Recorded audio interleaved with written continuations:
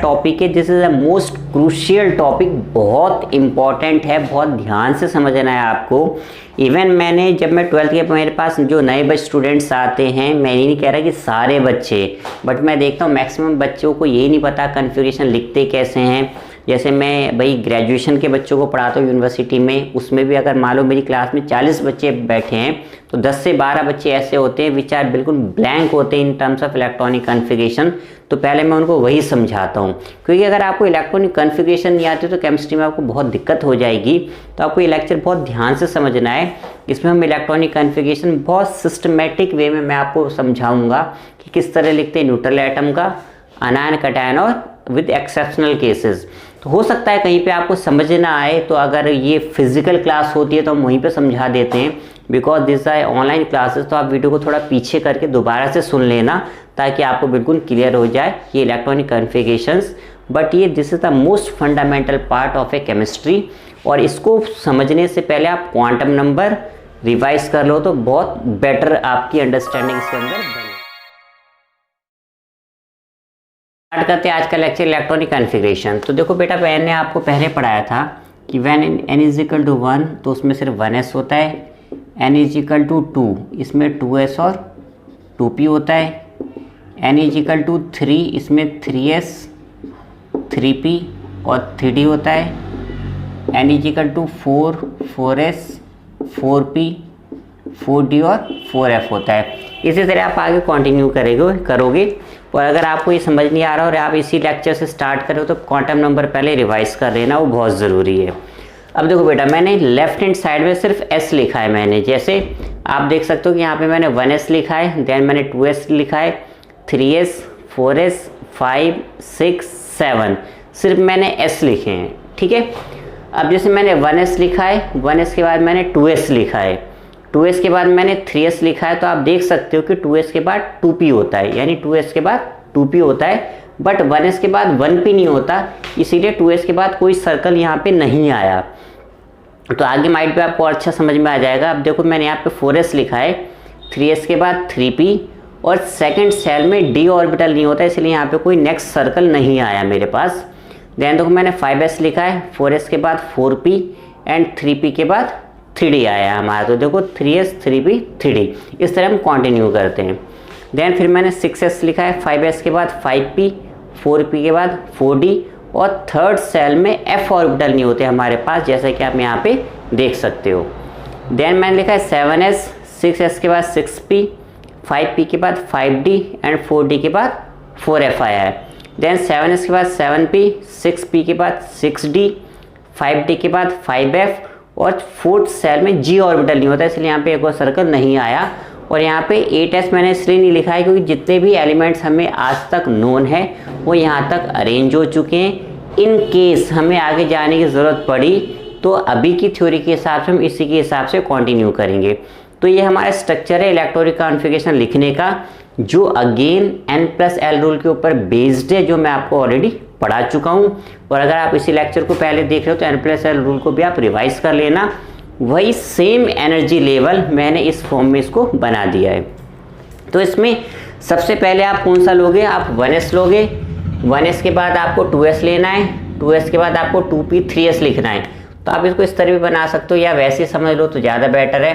तो 1s के बाद क्या आ गया, 2s आ गया, 2s के बाद आपका आएगा 2p 3s, 3s के बाद आपका आएगा 3p 4s, इसके बाद हमारा आ जाएगा 3d 4p 5s, देन इसके बाद आप कंटिन्यू करोगे 4d 5p 6s, देन इसके बाद आप कंटिन्यू करोगे 4f 5d 6p 7s और इसके बाद आप कंटिन्यू करोगे 5f 6d और 7p। तो ये आपको अरेंज करना बहुत ज़रूरी है। अगर इनकेस आपको कोई कन्फ्यूज़न हो जाए एग्ज़ाम में तो इसका एक शॉर्टकट है याद रखने का, जो मैं आपको बता देता हूँ। जैसे स्कूल, तो मैंने 2 बार बोला है स्कूल, देन पब्लिक स्कूल, ये भी मैंने 2 बार वर्ड यूज़ किया, public school and public school. Then Delhi public school, ये भी देखो मैंने 2 बार यूज़ किया है। देन फ्लोराडेल पब्लिक स्कूल, ये भी मैंने 2 बार यूज़ करा है। तो सारे सेंटेंस मेरे 2 बार आ रहे हैं। क्या क्या आ रहे हैं मेरे, स्कूल, ठीक है 2 बार, पब्लिक स्कूल वो भी 2 बार, दिल्ली पब्लिक स्कूल वो भी 2 बार आ रहा है, एंड फ्लोराडेल पब्लिक स्कूल भी 2 बार आ रहा है। तो आप जहाँ पे वीडियो देख रहे हो, आपके यहाँ F से जो भी स्कूल स्टार्ट हो सकता है आप यूज़ कर सकते हो। हमारे यहाँ पे एक फ्लोराडेल स्कूल है जिसके काफ़ी बच्चे मेरे पास रहते हैं, तो मैं फ्लोराडेल जनरली इसमें यूज़ करता हूँ। ठीक है बच्चों, तो इस तरीके से अरेंज है। लेकिन आप सिर्फ यही यूज़ करोगे स्कूल तो क्या होता है, बच्चा 1 2 3 में कंफ्यूज हो जाता है। तो आपको ये पैटर्न भी याद रखना है और आपको ये शॉर्टकट भी याद रखना है। तो दोनों कंबाइन करोगे तभी आप इस एनर्जी लेवल को ठीक से बना पाओगे। या अगर याद कर लो तो फिर वो आपके ऊपर है कि आप कितनी अच्छी तरीके से याद कर सकते हो चीज़ों को। ठीक है, तो मोस्ट इंपॉर्टेंट है कि ये बनाना जो मैंने आपको बता दिया कि किस तरीके से बनाते हैं। अब हम पढ़ेंगे कि हम कन्फिगरेशन पहले भी बता चुका हूँ कि एस ऑर्बिटल में मैक्सिमम 2 इलेक्ट्रॉन हो सकते हैं, पी में मैक्सिमम 6, डी में मैक्सिमम 10 और एफ में मैक्सिमम 14, यानी ये मैक्सिमम इलेक्ट्रॉन्स हो सकते हैं जो मैं आपको ऑलरेडी बता चुका हूँ। क्वांटम नंबर रिवाइज कर लो, ज़्यादा बेटर है। अब देखो हम आते हैं कन्फिगरेशन। जैसे हाइड्रोजन है, इसका एटॉमिक नंबर होता है 1, यानी मुझे सिर्फ 1 इलेक्ट्रॉन फिल करना है। अब जैसे सबसे पहले सबसे कम एनर्जी 1s की, तो मैं इसमें लिखूँगा 1s। मैक्सिमम इलेक्ट्रॉन कितने हो सकते हैं 2, बट मेरे पास अभी एक ही अवेलेबल है, तो मैं इसको लिखूँगा 1s1। ये इलेक्ट्रॉनिक कन्फिगरेशन हो गई हाइड्रोजन की। अब आते हैं हीलियम पे। हीलियम का एटॉमिक नंबर होता है 2, सबसे कम इलेक्ट्रॉन कितने एस में होते हैं 2, और मुझे फिल भी कितने करने हैं 2, तो मैं इसको लिखूँगा 1s2। इसके बाद नेक्स्ट आ जाते हैं लिथियम पे। लिथियम का एटॉमिक नंबर होता है 3, यानी मुझे 3 इलेक्ट्रॉन फिल करने हैं। सबसे पहले मैं लिखूँगा 1s2, इसकी कैपेसिटी सिर्फ 2 की है, तो 1s के बाद अभी मुझे और भी इलेक्ट्रॉन मेरे पास बचे हैं, 1 इलेक्ट्रॉन बचा है, तो 1s के बाद आएगा 2s। कितने इलेक्ट्रॉन बचे मेरे पास, सिर्फ 1 बचे, यानी 2s1। अब थोड़ा जंप मार देते हैं। जैसे बोरोन एटॉमिक नंबर होता है इसका 5, तो आप लिखोगे 1s2 उसके बाद 2s2, क्योंकि s में 2 से ज़्यादा नहीं हो सकते, इसलिए आप 2s3 नहीं लिख सकते, 2s4 नहीं लिख सकते, लेकिन 2 से कम हो सकते हैं तो 2s1 लिख सकते हो, डिपेंड करता है सिचुएशन के ऊपर। तो क्या 1s2 2s2। अब मुझे 5 इलेक्ट्रॉन भरने, मैंने कितने फिल कर दिए, 2 और 2 4, तो 2s के बाद नेक्स्ट जो एनर्जी आएगी ऑर्बिटल की वो 2p आएगी, जिसका क्या होगा 2p1, क्योंकि मैक्सिमम p में 6 हो सकते हैं, बट मेरे पास अब सिंगल बचा है, इसलिए मैंने लिखा है 2p1। नेक्स्ट देखो बेटा, अब सोडियम में आते हैं, एटॉमिक नंबर होता है 11, तो 1s2 2s2 एंड 2p6, तो कितने इलेक्ट्रॉन फिल कर दिए मैंने, आप इसको काउंट कर लो, 6 8 और 10। मुझे टोटल कितने फिल करने, 11। तो अभी मुझे 2p के बाद नेक्स्ट आना पड़ेगा, तो पहले मैंने 1s लिया है, 1s के बाद 2s, 2s के बाद 2p, 2p के बाद नंबर आएगा 3s का, तो मैं इसमें लिखूँगा 3s। कितने इलेक्ट्रॉन बचे मेरे पास, सिर्फ सिंगल इलेक्ट्रॉन बचा है, तो मैंने लिखा 3s1। देन सल्फर ले लेते हैं, एटॉमिक नंबर 16 होता है इसका, 1s2 2s2 2p6 3s2। अब इलेक्ट्रॉन काउंट कर लेते हैं, 2 4 10 और 12। मुझे कितने फिल करने हैं, 16। तो आप बेटा देख सकते हो 3s के बाद किसका नंबर आएगा, 3p का आएगा। तो 3p में मैक्सिमम हो सकते हैं 6 हो सकते हैं, बट मेरे पास अभी कितने बचे, 4 बचे हैं, तो मैं इसको लिखूँगा 3p4। तो आप काउंट कर लो, 2 4 10 12 और 16। ये इलेक्ट्रॉनिक कन्फिगरेशन किसकी हो गई, सल्फर की हो गई। नेक्स्ट आते हैं कैल्शियम पे। इसका एटॉमिक नंबर होता है 20, तो 1s2 2s2 2p6 3s2 3p6। तो काउंट कर लेते हैं, 2 4 10 12 और 18। तो आप देख सकते हो 3p मेरा यहाँ है, 3p के बाद नंबर आएगा 4s का, तो मैं इसको लिखूँगा 4s2। तो आप देख सकते हो 20 इलेक्ट्रॉन मेरे कंप्लीट हो गए हैं। नेक्स्ट हम आते हैं, एक काम करते हैं, आयरन ले लेते हैं, एटॉमिक नंबर होता है 26। तो ये हो जाएगा 1s2 2s2 2p6 3s2 3p6 4s2। तो यहाँ तक देखो हमारे पास 20 इलेक्ट्रॉन हो गए हैं। अब 4s के बाद जो नंबर आएगा मेरा वो 3d का आएगा, तो 3d।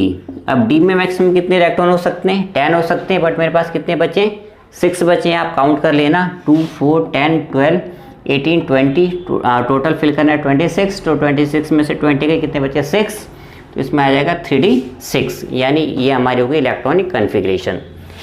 देन उसके बाद आपका आएगा, नेक्स्ट ले लेते हैं ब्रोमीन, एटॉमिक नंबर होता है 35। तो 1s2 2s2 2p6 3s2 3p6 4s2 और 3d10। तो यहाँ तक काउंट कर लेते कितने इलेक्ट्रॉन हुए हमारे, तो 2 4 10 12 18 20 एंड 30। मुझे फिल कितने करने, 35। तो आप देखो 3d मेरा यहाँ पे ये रहा 3d, इसके बाद क्या आएगा 4p में 6 हो सकते हैं, बट अभी मेरे पास कितने बचे, 5 बचे, तो ये हो जाएगा 4p 5 हो जाएगा। तो इसी तरह आप इसमें आगे बढ़ोगे जैसे जैसे आपके ऑर्बिटल आपके पास अरेंज है। इसके बाद एक और ले लेता हूँ मैं आयोडीन, एटॉमिक नंबर इसका 53 होता है, configuration 1s2 2s2 2p6 3s2 3p6 4s2 3d10 and 4p6। तो यहाँ तक काउंट कर लेते हैं कि कितने हो गए हमारे पास। तो यहाँ तक बेटा 30 हो गए थे, ये 36 हो गए। अब हम देखते हैं 4p के बाद किसका नंबर है, 4p के बाद 5s का नंबर है, तो ये हो गया 5s2। ठीक है, तो यहाँ तक 30, ये 36 और देन 2 ऐड करोगे 38 हो जाएगा। 5s के बाद नंबर आएगा 4d का, तो हो जाएगा 4d10 और 5p 5। तो आप देख सकते हो 4d के बाद नंबर आएगा 5p का। इसी तरह आपको जो भी एटॉमिक नंबर दे रखा हो आप उसकी इलेक्ट्रॉनिक कॉन्फ़िगरेशन लिखोगे। अच्छा, फिर कुछ बुक्स क्या करते हैं समझाने के लिए इसमें नोबल गैसेस यूज़ करते हैं। फॉर एग्जांपल, अब मुझे सोडियम का इलेक्ट्रॉनिक कॉन्फ़िगरेशन लिखना है, तो जो एटॉमिक नंबर 10 है वो किसका होता है, नियॉन का होता है। तो कई बार जो बुक्स है वो इस तरह लिख देते हैं, नियॉन, इसको ब्रैकेट में लिख देंगे, उसके आगे लिख देंगे 3s1। तो ये समझने के लिए ठीक है कि कई बार ऑब्जेक्टिव क्वेश्चंस में लिखा रहता है, बट ये आप एग्जाम्स में मत लिखो तो ज़्यादा अच्छा, अदरवाइज मार्क्स इस पर कटेंगे आपके। अब जैसे इसमें मैं एक और ले लेता हूँ आपको समझाने के लिए, इसमें ले लेता हूँ। अब जैसे इसमें 2 4 10 12 18, तो जो 18 एटॉमिक नंबर होता है वो आपका आर्गन का होता है। तो हम इसको ऐसे भी लिख सकते हैं, AR और कर देता हूँ मैं, देन 4s2 एंड 3d6। इस तरह भी आप इसको लिख सकते हो, बट ये आप अपने समझने के लिए नॉलेज वाइज याद रखो। एग्जाम में इन चीज़ों को ना यूज़ करो तो आपके लिए ज़्यादा बेटर है मेरे हिसाब से, वरना इसके मार्क्स कटेंगे। इलेक्ट्रॉनिक कॉन्फ़िगरेशन पढ़ा था वो न्यूट्रल एटम का था। अब हम बात करते हैं electronic configuration of cation and अनायन। जैसे एक एग्जांपल ले लेते हैं, फॉर एग्जांपल सोडियम, जैसे मैं भी आपको समझाया इसका एटॉमिक नंबर होता है 11।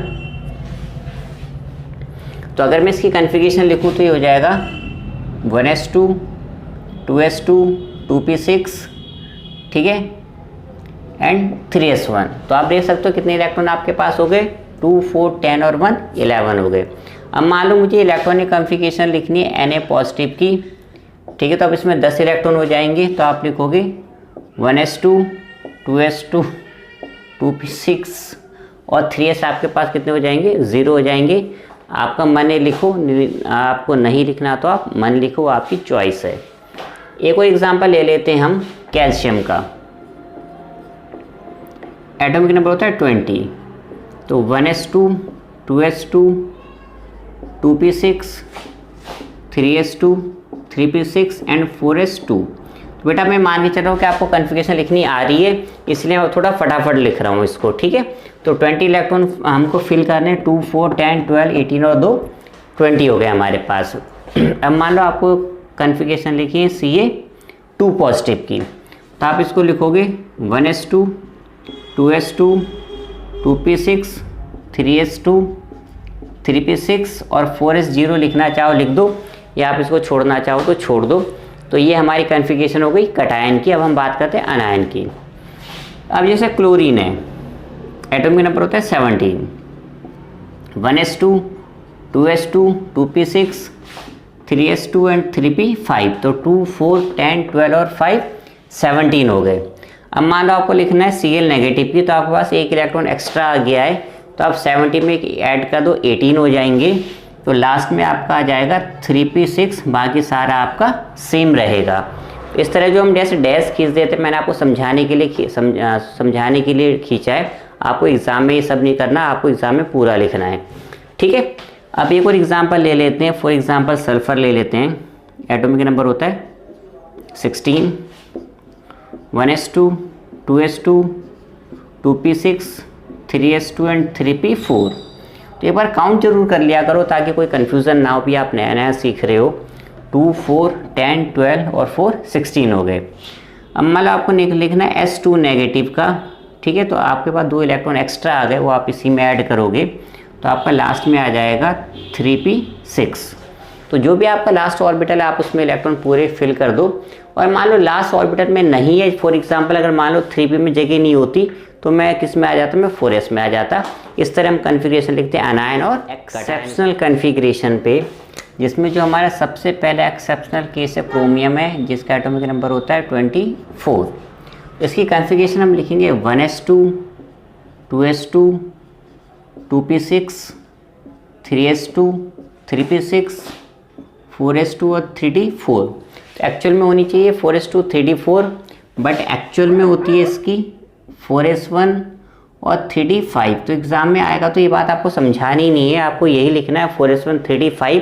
ये क्यों होती है वो हम आपको समझा रहे हैं, ठीक है। तो एक्चुअल में कन्फिग्रेशन होनी चाहिए 4s में आपके 2 इलेक्ट्रॉन होने चाहिए और 3d में ये 4s है आपका, दिस इज 3d, इसमें 1 2 3 4 होने चाहिए। s में हम 1 बनाते, d में हम 5 बनाते, मैं आपको क्वांटम नंबर में पढ़ा चुका हूँ। तो एक्चुअल में क्या होता है, ये इलेक्ट्रॉन जंप मार के यहाँ पे आ जाता है, यानी आता नहीं है, ऑलरेडी होता है इसके अंदर। यानी अगर आप क्रोमियम में देखो तो 1 2 3 4 5, यानी जो ये इलेक्ट्रॉन है वो आपको ऑलवेज यहीं पे मिलेगा। ऐसा नहीं है कि बाद में मन कर रहा है तो जंप मार देगा, वो पहले से यहाँ पे एग्जिस्ट कर रहा है। तो हम कहते हैं ये जो हमारा सिस्टम है, this is called half filled orbitals. तो जो हाफ फिल्ड ऑर्बिटल्स होते हैं वो ज़्यादा स्टेबल होते हैं। इसके हम 2 रीज़न बोलते हैं। Number 1, due to symmetric distribution of electrons, और सेकंड रीज़न हम कहते हैं एक्सचेंज एनर्जी। तो बस आपको लिखना है, फर्दर एक्सप्लेन नहीं करना। तो सिमेट्रिक डिस्ट्रीब्यूशन ऑफ इलेक्ट्रॉन तो आपको समझ में आया, तो वो सभी में एक एक electron, this is called symmetric distribution of electron. Exchange energy मैं समझा देता हूँ। एक्सचेंज एनर्जी होती है, अब जैसे डी में हमारे पास 5 है, अब जैसे ये इलेक्ट्रॉन है, ये यहाँ जा सकता है, इधर इधर और इधर, यहाँ एक्सचेंज कर सकते हो आप इसको। तो जो इसकी एक्सचेंज वैल्यू है 1 2 3 4, वो 4 ऑर्बिटल में है। ऐसे जो ये वाला है, ये कहाँ एक्सचेंज कर सकते हैं आप, 1 2 3 में एक्सचेंज कर सकते हो। इसको आप एक्सचेंज कर सकते हो 1 2 में, और ये एक्सचेंज कर सकते हो 1 में। तो इसकी एक्सचेंज वैल्यू होगी 4 + 3 7 और 2 9, 9 और 1 कितने हो गए 10, ठीक है। तो इसे हम कहते हैं एक्सचेंज एनर्जी। वही अगर मालूम है इसमें 4 भर दूँ इलेक्ट्रॉन, तो ये हो गया 1 2 3 4। तो ये जो इलेक्ट्रॉन, इसकी एक्सचेंज वैल्यू होगी 3, 1 2 3, इसकी होगी 2 और इसकी होगी 1। तो आप देख सकते हो 3 2 5 और 1 कितने हो गए 6 हो गए, ठीक है। तो जितनी ज़्यादा एक्सचेंज एनर्जी होती है सिस्टम उतना ज़्यादा स्टेबल होता है। तो अगर आपसे रीज़न पूछता है कि why chromium shows exceptional configuration, तो आप इसका कन्फिग्रेशन लिखने के बाद 2 रीज़न लिखोगे, due to symmetric distribution of electrons, and second आप लिखोगे एक्सचेंज एनर्जी। बाकी फर्दर आपको समझाने की ज़रूरत नहीं है, ठीक है। तो जो क्रोमियम है वो ग्रुप 6 का एलिमेंट है पीरियोडिक टेबल में। ये होते हैं क्रोमियम, इसके नीचे होता है मॉलिब्डेन, उसके नीचे होता है टंगस्टन। इसकी कन्फिग्रेशन तो मैंने आपको समझा दी, 4s1 एंड 3d5। अगर मान लो एग्जाम में मॉलिब्डेन पूछता है, तो जब हम पीरियोडिक टेबल में टॉप टू बॉटम मूव करते हैं, सिर्फ n की वैल्यू बढ़ती है, बाकी सब आपका सेम रहता है। तो आप 5s1 और 4d5 याद रखो, पीछे का आप खुद बना सकते हो, मैंने आपको एनर्जी लेवल ऑलरेडी समझा दिया है। टंगस्टन में हो जाएगा 6s1 और 5d5। तो ये आपकी हो गई कन्फिग्रेशन। क्रोमियम जनरली आजकल बच्चों को पता रहता है, तो आजकल मॉलिब्डेन ज़्यादा पूछता है, तो इसको आप प्रैक्टिस कर लेना, ठीक है। तो ये हमारा एक्सेप्शनल कन्फिग्रेशन हो गया क्रोमियम का। अब सेकंड आते हैं जो कि कॉपर है, एटॉमिक नंबर होता है 29, कन्फिग्रेशन हो जाएगी 1s2 2s2 2p6 3s2 3p6 4s2 और 3d9। इसकी ये कॉन्फ़िगरेशन होनी चाहिए, जबकि इसके केस में भी एक इलेक्ट्रॉन आपका जंप मार देगा। इसकी एक्चुअल में कॉन्फ़िगरेशन होती है 4s1 एंड 3d10, यानी एक इलेक्ट्रॉन जंप मार के कहाँ चला जाता है, डी में चला जाता है। यानी 4s में इसके पास होने चाहिए 2 इलेक्ट्रॉन एंड 3d में इसके पास होने चाहिए 1 2 3 4 5 6 7 8 9, बट ये इलेक्ट्रॉन एक्चुअल में यहीं पे एग्जिस्ट करता है। तो ये हो गया 4s and this is 3d। तो डी में हो जाते हैं 1 2 3 4 5 6 7 8 9 10। तो इसमें कितने इलेक्ट्रॉन हमारे पास हो जाते हैं, 10 इलेक्ट्रॉन हो जाते हैं जो इसमें होता है। ठीक है, रीज़न इसका भी वही आएगा, सिमेट्रिक डिस्ट्रीब्यूशन ऑफ इलेक्ट्रॉन्स। तो ये जो मेरा सिस्टम है, बल्कि यहाँ से कहो इसको, तो ये जो मेरा सिस्टम है ये मेरा हो जाता है फुल्ली फिल्ड ऑर्बिटल्स। तो जो मेरा कॉपर है ये ग्रुप 11 में बिलोंग करता है, जिसके एलिमेंट होते हैं कॉपर, सिल्वर और गोल्ड। तो कॉपर का मैंने बता दिया 4s1, और पूरा लिखना है, पूरा मतलब ये पीछे का सारा। सिल्वर में आप एक n की वैल्यू बढ़ा दो 5s1 और 4d10, यानी अगेन एक n की वैल्यू इंक्रीज कर जाएगी। और गोल्ड में हो जाएगा 6s1 एंड 5d10, यानी जैसे मैंने आपको बताया पीरियोडिक टेबल में टॉप टू बॉटम मूव करते हो, सिर्फ n की वैल्यू बढ़ती है, बाकी सारी जो कन्फिगरेशन है आपकी सेम रहती है। अब अगर मैं हाफ फील्ड और फुल फील्ड में आपस में कंपैरिजन करूं, तो half filled are more stable in comparison of fully filled orbitals. तो ये आपके 2 एक्सेप्शनल केसेस थे, एक तो क्रोमियम था which is half filled orbital, and second is copper which is fully filled orbital. अब एक और मैं बात कर रहा हूँ, this is not exceptional configuration, but वो आपको ध्यान रखना है, ज़्यादातर टीचर्स देते हैं ताकि बच्चे उसमें क्योंकि गलती करते हैं।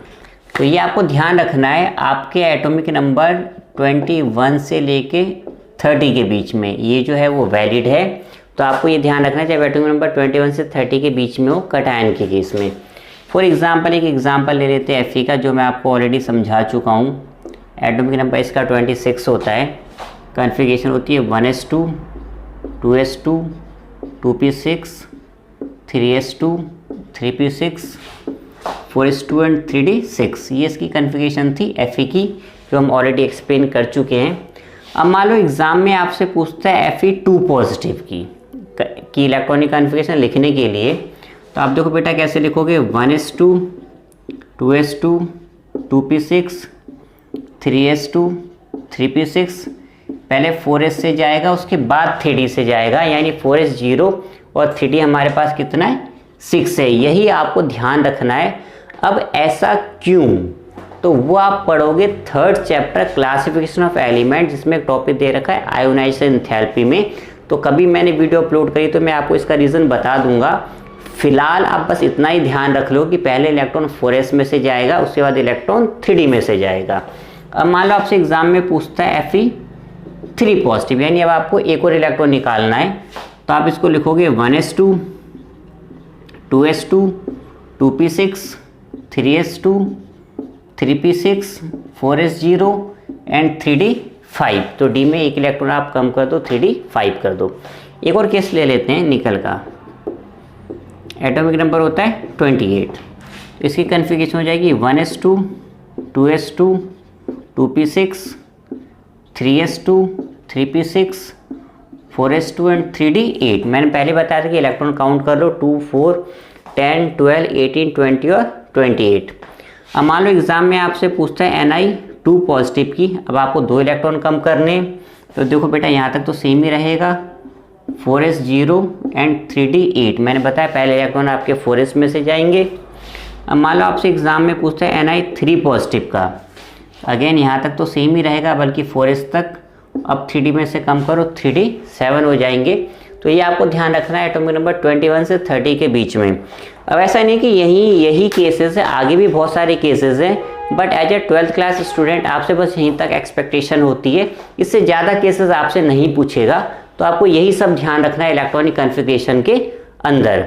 ठीक है, तो ये हमारा आज का टॉपिक कंप्लीट हुआ, जो कि था electronic configuration of neutral atom, cation, अनायन with exceptional cases. तो बच्चों ये हमारा आज का लेक्चर था जिसमें हमने इलेक्ट्रॉनिक कॉन्फ़िगरेशन आपके साथ डिस्कस करा है। तो मैं आपको सजेस्ट करूंगा कि आप रैंडमली कोई भी वैल्यू लेके आप कॉन्फ़िगरेशन खुद लिखो और बुक के पीछे आपको एनसीईआरटी में कॉन्फ़िगरेशन लिखी भी हुई है, आप उसको फिर क्रॉस चेक करो कि आपने ठीक लिखा है या गलत लिखा है, जिससे आपकी प्रैक्टिस हो जाएगी। ठीक है, तो अगर आपने चैनल सब्सक्राइब नहीं किया तो सब्सक्राइब कर लेना और बेल बटन दबा लेना ताकि आपको नोटिफिकेशन बहुत जल्दी मिले। बट ये ध्यान रखना, कॉन्फ़िगरेशन आपको ऑलवेज आनी चाहिए जब तक आप केमिस्ट्री के टच में हो। इसके बिना केमिस्ट्री में कुछ नहीं हो सकता इलेक्ट्रॉनिक कॉन्फ़िगरेशन के बगैर। सबसे पहले किसी भी क्वेश्चन में आपको कॉन्फ़िगरेशन ही लिखना होता है और मैक्सिमम कंसेप्चुअल क्वेश्चन उसी के ऊपर बेस्ड होते हैं केमिस्ट्री के अंदर।